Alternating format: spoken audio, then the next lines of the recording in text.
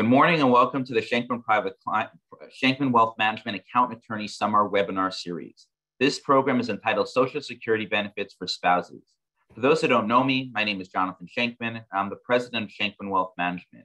In that role, I work as a financial advisor, portfolio manager for my clients, where I serve in a fiduciary capacity to help them achieve their financial goals. The goal of all my programs is to bring professionals together to help them better serve their clients.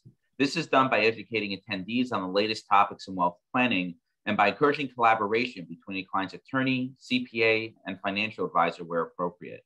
My practice focuses on working with high net worth families, businesses, and not-for-profits. I manage individual investment portfolios, trust accounts, corporate retirement plans, and endowments to help my clients achieve their financial goals. In addition to the 25 or so events I run every year, I also do a fair amount of writing on the topics of investing and financial planning. You can read my work in Barron's, CNBC, Forbes, Kiplinger, the Wall Street Journal, the CPA Journal, Trust and Estates Magazine, and many other periodicals. After the program, I'll send out a link to all the publications where I publish my work. One quick note before I introduce our esteemed speaker, which is the handout to this program was sent out within the reminder email yesterday morning and this morning as well.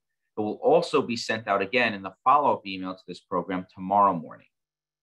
Today, we're privileged to hear from Peter Weinbaum, who's the founder of Social Security Maven based in Montpelier, Vermont, but works with clients across the country.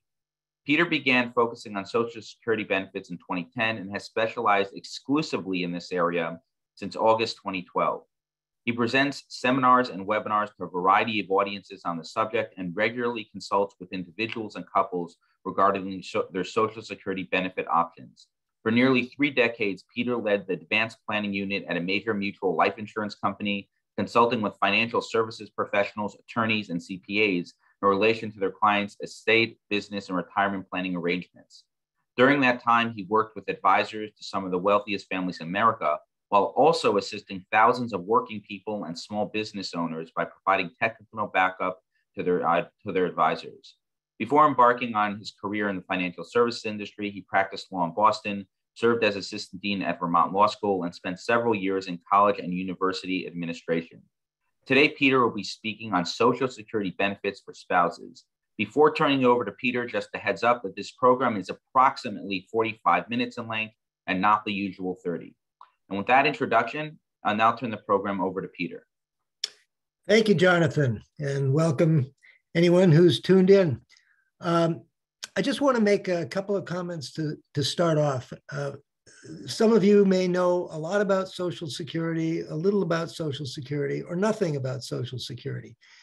And my purpose today is not to make you experts on Social Security or even this little corner of the world, which relates to benefits for spouses.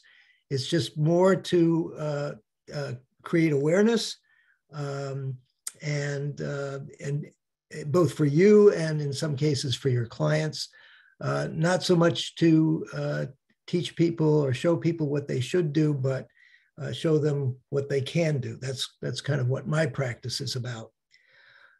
So let's get started here. There are a number of ways people get information about Social Security. And if you're watching, I guess I can tell you what's on the screen in case you're not watching. But for example, I got a call a couple of weeks ago from a lawyer in a firm in Washington, D.C., saying I was talking with a few of my partners the other day, and one of the guys said, and he goes on to describe what his partner and his partner's wife were doing about Social Security. And he wanted to know if he could do the same thing. The intelligence was to check out whether he could do the same thing, because many people just talk to a friend or a brother-in-law or a partner and figure out that they know what they're doing. People read articles, they read magazines. I mean, I've written a couple of blog posts slamming Susie Orman for things that she's published, including on the Social Security website. And now you're here and you'll be able to say, I attended a seminar last week. And I just want to issue a warning. Don't take anything you hear as personal advice, and certainly don't share it with a client as advice for their particular situation. I get questions about Social Security all the time. Here are some that come very frequently.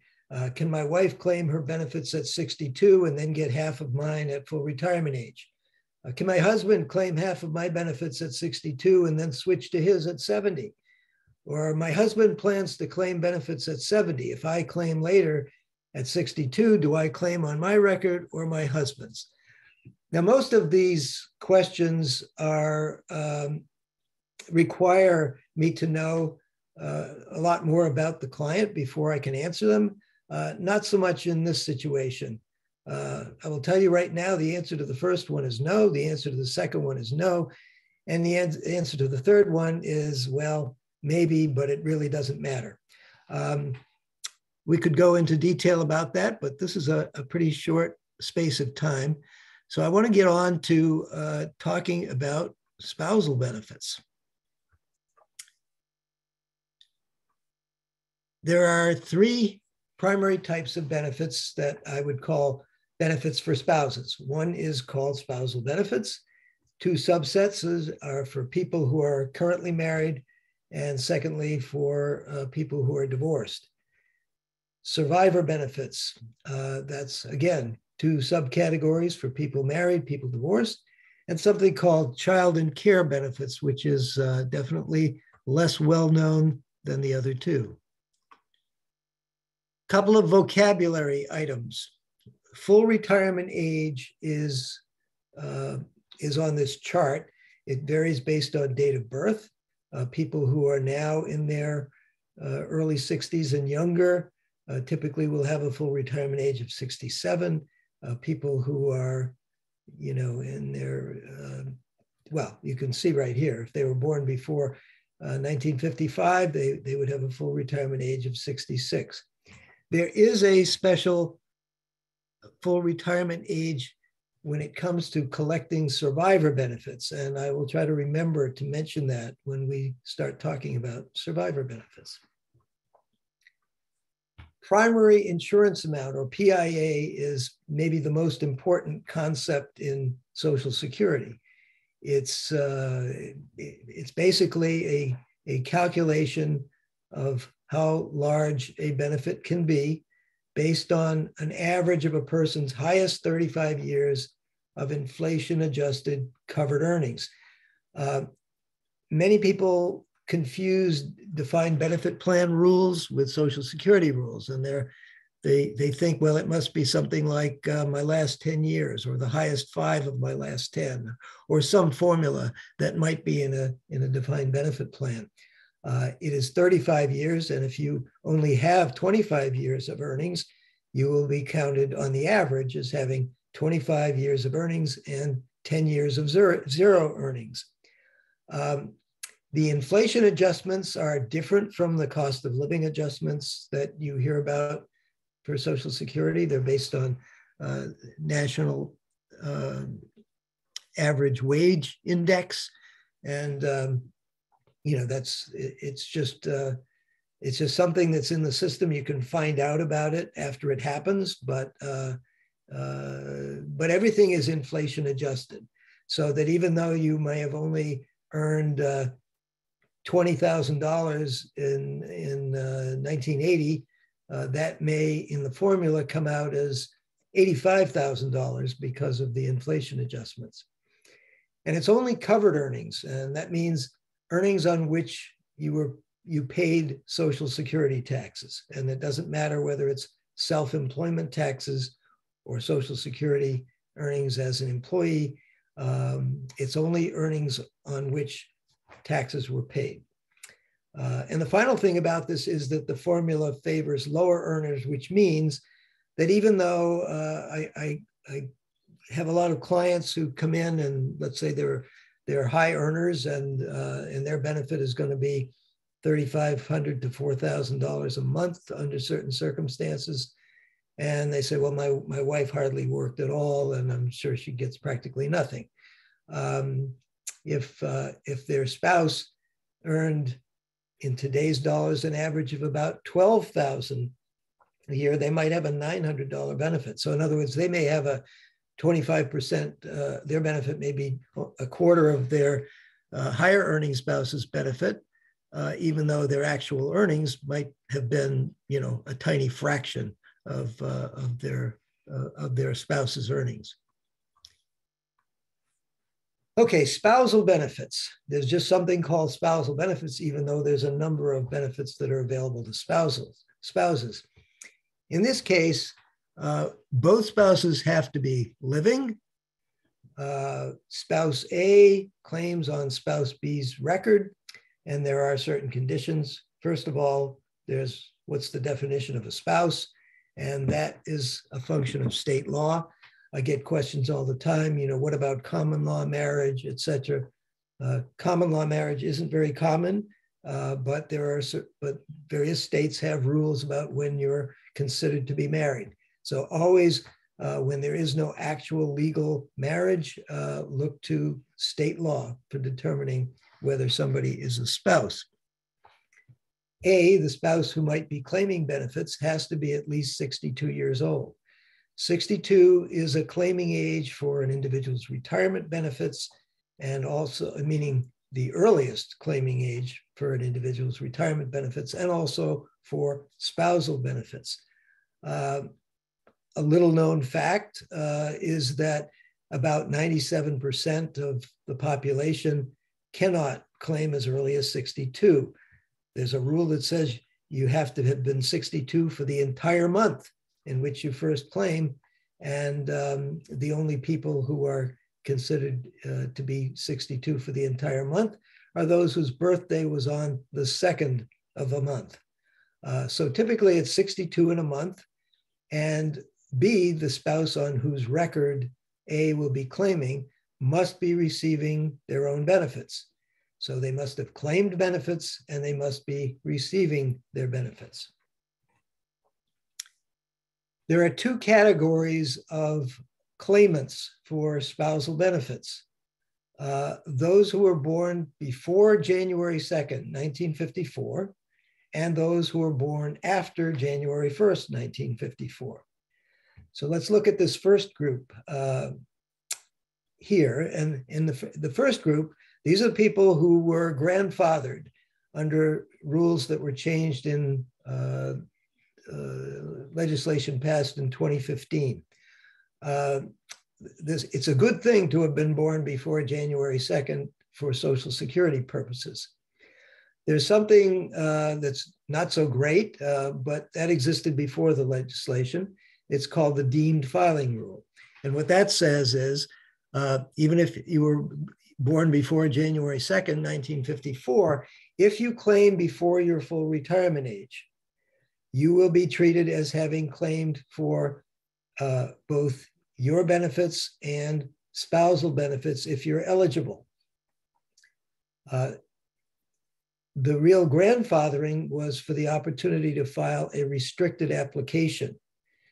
And what that meant is or it still means, is once you reach full retirement age, if you're married, and if your spouse meets the conditions we just talked about, they're claiming their benefits, you can file an application that is restricted in scope to spousal benefits only. The advantage of doing that, or being able to do that, is that regardless of what your own benefits might be, they can grow unobstructed until age 70 while you're getting the spousal benefits. So it's a big deal to have that opportunity. There's a dwindling pool of people who are eligible for it. And if you do the math, you'll see that as of this month, it's only people who are at least 68 years and 6 months old who would be grandfathered and would have an opportunity to file a restricted application for spousal benefits. Then there's the group that was born after January 1st, 1954. Restricted application is not available. The deemed filing rule applies at any age. So what does that mean? Well, that means that if a spouse, for example, has a primary insurance amount, you can go back to that definition, of $1,000, and they decide to claim their benefit at 62, well, depending on their age at the time of claiming, not only do they take a reduction in their own benefit, but if their spouse has claimed and if they are eligible for spousal benefits, they are also treated as having filed an application for reduced spousal benefits as well. So there is not an opportunity to really separate oneself. Claiming under Social Security for married and sometimes divorced people, well, really for married people, let's start there, is a couple's game. It's not so much, well, I'll do my thing and you do your thing. It's ideally, from a financial planning standpoint, it's what works best for us, not so much what do I think would be best for me. And under these rules, people who are not grandfathered, only the lower of the two earners can claim spousal benefits. So A's primary insurance amount must be less than 50% of B's primary insurance amount. Or if A has already claimed their benefits, A's own benefits must be less than 50% of B's PIA. I want to go through this one case because it illustrates a few points. This is a couple who are both grandfathered. They came to me this past March. Dan had not claimed his benefit yet. Trish had claimed hers at age 70. You'll notice a fairly significant age difference between the two. Her PIA was only $650, which represents a very small earnings history. She decided to wait until age 70, and that allowed her benefit to grow from $650 to $860. Side note, it was, for most people, I don't know their circumstances in this regard, but they weren't people who needed the money. She would have done much better claiming at 66, her full retirement age, and getting the $650. But she waited till 70. She's receiving $860. His benefits at 70 would be $4,100 a month.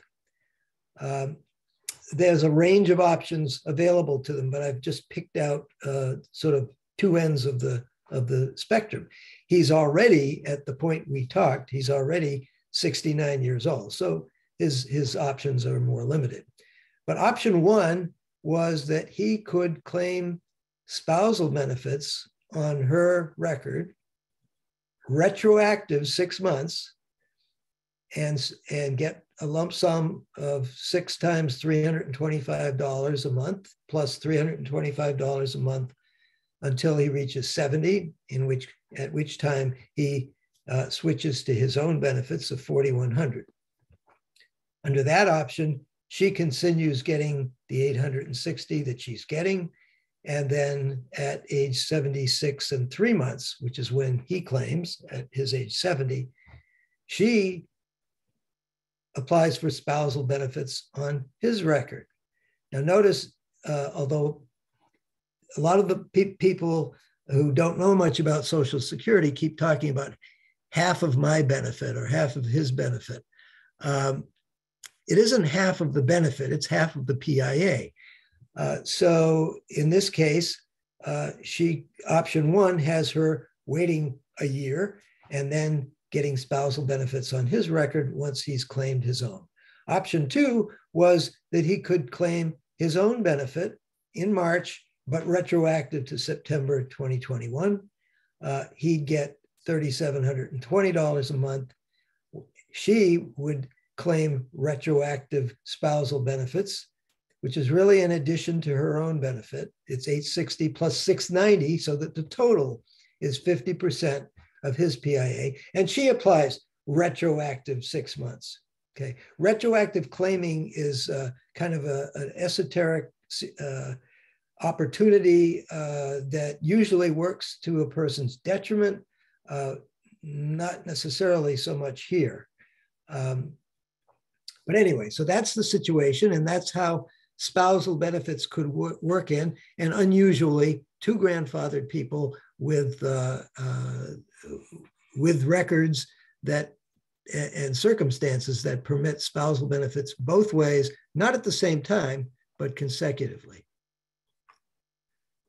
Okay, as I've already implied or said, the maximum spousal benefit a person can get is 50% of the spouse's, in this case, spouse B's PIA. So it wasn't half of Trish's 860, it was half of Trish's PIA of 650.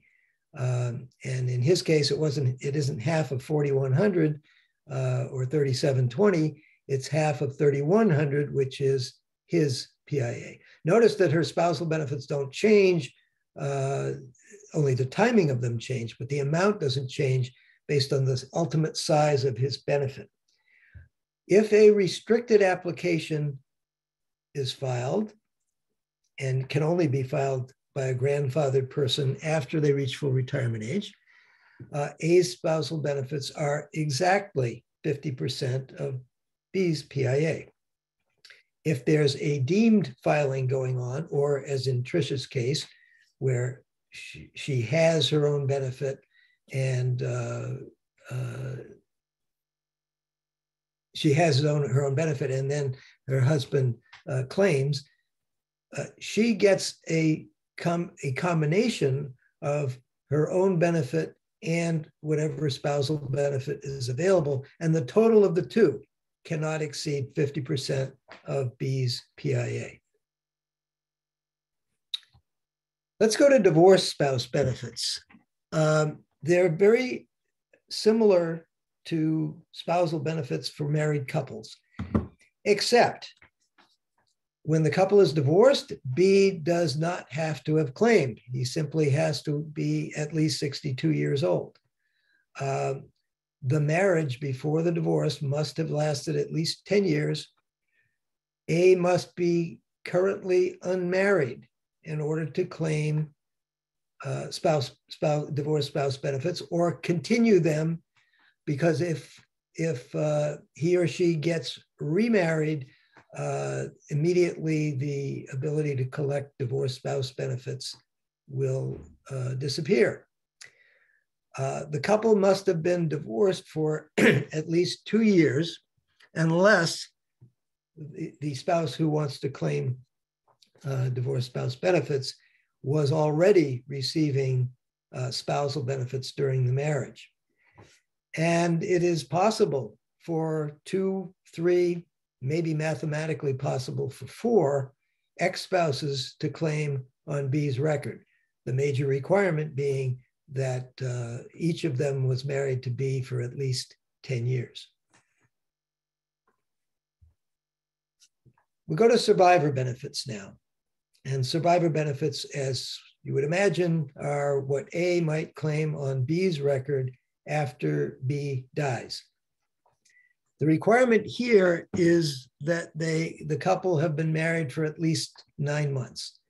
The purpose of that requirement is to discourage deathbed marriages for the purpose of essentially conveying an inheritance of one's survivor benefits. 9 months is a fairly minimal requirement. And even that can be modified if B dies before the 9 months, but the death is accidental. He wasn't expected to die, but there was a physical accident in which he was killed. So it is still possible for people to decide, well, you know, I've been given 2 years to live. I really, we wouldn't get married normally, but I really care for you. And so let's get married and you will inherit, a significant survivor benefit. The benefit amount depends on three things. B's earnings record, and I'm on the copy of the PowerPoint that you get, it won't have the PIA in parentheses. I just added that this morning. It's really the PIA, which is based on the strength of B's earnings record. Whether B has claimed, and if so, when B has claimed, and then when A claims survivor benefits. It's also possible for a person to claim survivor benefits more than once. I've seen situations, my mom claimed survivor benefits in 1985 when my dad died fairly young at age 66. She was 63. She collected those benefits she remarried 9 years later after my dad died. She was married until her second husband died at age 90. That was the second time she was widowed, and her second spouse's benefit was higher than her first spouse's survivor benefit. She switched to survivor benefits on the second spouse. So sometimes survivor benefits come in at a very different time than you might expect. Survivor benefits can be, and usually are, 100% of what the decedent was receiving at the time that he or she died. If B dies before full retirement age and has not yet claimed, then the maximum survivor benefit is B's PIA. If B dies after full retirement age but hasn't claimed yet, the maximum benefit would be what B would have received had he or she claimed the month before they died. Okay? If A claims survivor benefits before full retirement age, that maximum possibility will be reduced. If A claims benefits after full retirement age, benefits are not increased. Now, I only mention that because many of you are aware that if a person claims their own retirement benefit at full retirement age, they get an amount equal to their PIA. If they wait until age 70, they can get anything from 24 to 32% more than their PIA as a benefit by earning what's called delayed retirement credits. In this case, if A does not get delayed retirement credits to make up for a bigger survivor benefit if he or she waits past full retirement age. So the survivor benefits don't grow if I wait until after full retirement age to claim them. The minimum survivor benefit possibility still can be reduced if A claims early. But the minimum if A claims at full retirement age is 82.5% of B's PIA. And that's typically useful if B claimed at age 62 or 62 in 1 month.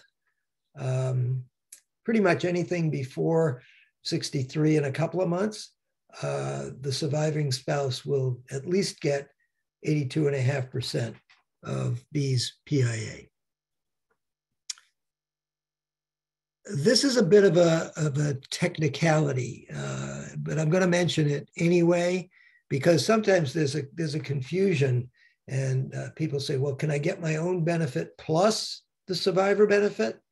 What they mean is if they're getting, let's say, $1,500 a month and the survivor benefit is $3,000 a month, what they mean when they ask the question is, can I get $1,500 plus $3,000? The answer to that is no. But technically, if A is receiving a benefit on their own record, in this case, $1,500, and qualifies for full survivor benefits, then they technically keep getting their $1,500 and they get another $1,500 so that the total is equal to 100% of what B was getting, or the $3,000. That is mostly important when there is more than one person, and the more than one person is typically a child who is a minor child, or more frequently a disabled adult child. That technicality begins to have a lot more meaning than it has for most people. There is no deemed filing here, in the sense that A could claim their own benefits before full retirement age and then claim full survivor benefits at full retirement age, or vice versa. A could claim reduced survivor benefits before full retirement age and claim their own benefits at some time after full retirement age. Okay, as with spousal benefits, there are reductions for claiming early meaning before full retirement age. And I did mention that there's a special rule about calculating your full retirement age when it comes to claiming survivor benefits. If you go back to that slide, which I think was on page 3 or 4, slide 3 or 4, you'll see that if a person was born in, let's say, 1957, their full retirement age, for most purposes, is 66 and 6 months. However, the scale slides 2 years further, so that for purposes of claiming survivor benefits, full retirement age for somebody born in 1957 is 66 and 2 months. It's a strange rule, I think, and it's helpful, but a lot of people will just always know, well, I know my full retirement age is 66 and 6 months, and they'll wait till 66 and 6 months unless they're told that they reach full retirement age for this purpose at 66 and 2 months. Okay, the maximum reduction. The earliest you can claim is age 60. The maximum reduction is 28.5% of what would otherwise be a full survivor benefit. If you claim between 60 and your special full retirement age, you first of all divide the 28.5% by the number of months between your full retirement age and 60. So if we have somebody whose actual full retirement age is 67, and they're thinking about claiming survivor benefits at age 63 and 10 months, well, 63 and 10 months is 38 months before their full retirement age. You divided the 0.285 by 84, which is the number of months between 60 and age 67. You got 0.00339. Multiply that by the number of months you're claiming before full retirement age. In this case, it's almost 13%. So A would receive about 87% of full survivor benefits if he or she claimed at age 63:10. Divorced spouse survivor benefits. Divorced spouse survivor benefits are very similar, but as you might expect, there are a couple of differences. The marriage has to have lasted at least 10 years. A must be currently unmarried, or if he or she remarried, must have remarried after age 60. And again, multiple ex-spouses can claim on B's record if they meet all the requirements.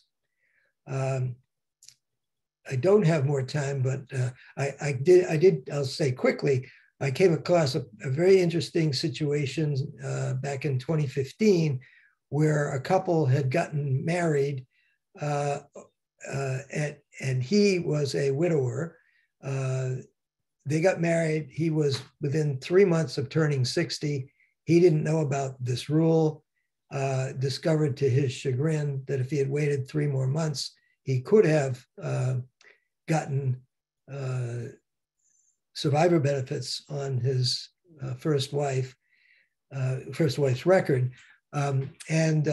Short story is this couple got their marriage annulled so that he could claim survivor benefits, and later on they crept back in and remarried when he was after age 60. All right, rule of thumb. I don't usually go by rule of thumbs, but the rule of thumb is that if the survivor is at least 60 and has not yet claimed their own benefits, they should do something. And the 2 typical choices are claim your own benefits now and then claim survivor benefits at full retirement age, or claim survivor benefits now and then claim your own benefits at 70. And the difference is going to be typically is,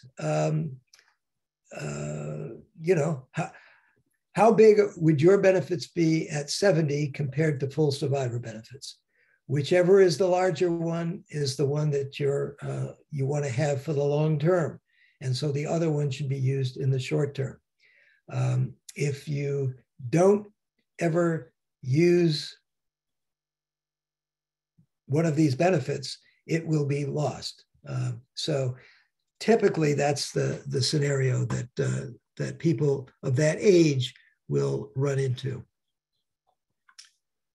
Finally, child in care benefits. The situations, I would say the less common situation is where a child is under 16 and at least one of the parents is in this case, it's B. B is collecting Social Security benefits. The more common one that I see increasingly is that the child is not a minor, but is what's called a childhood disability beneficiary. Used to be called disabled adult child.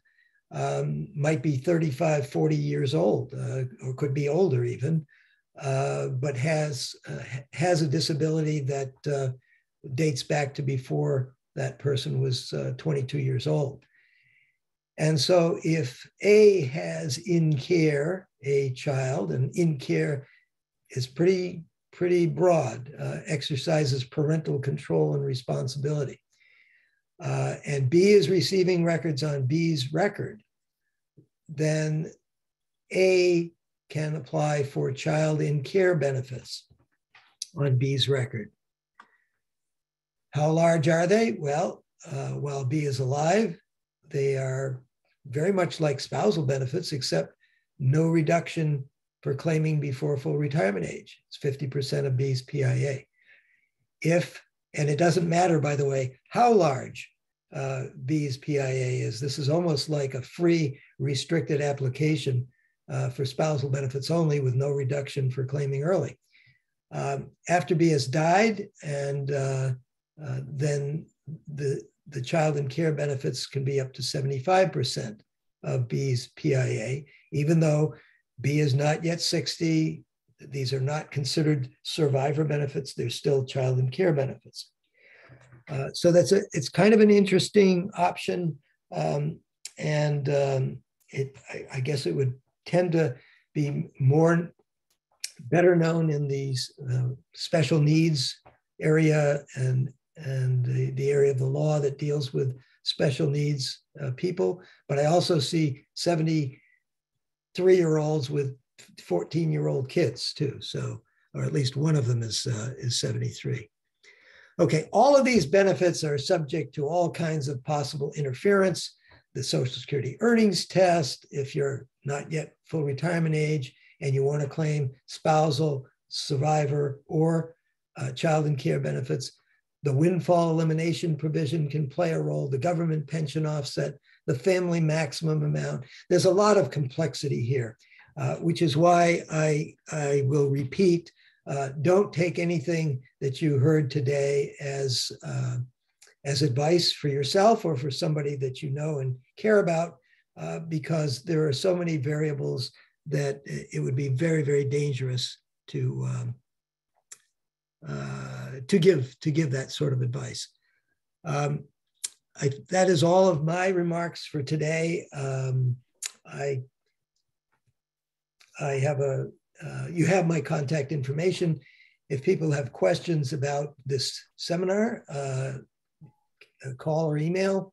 My email address isn't there, but you can get to me through my website. And if anybody needs help with Social Security issues, that's what I do. So thank you very much.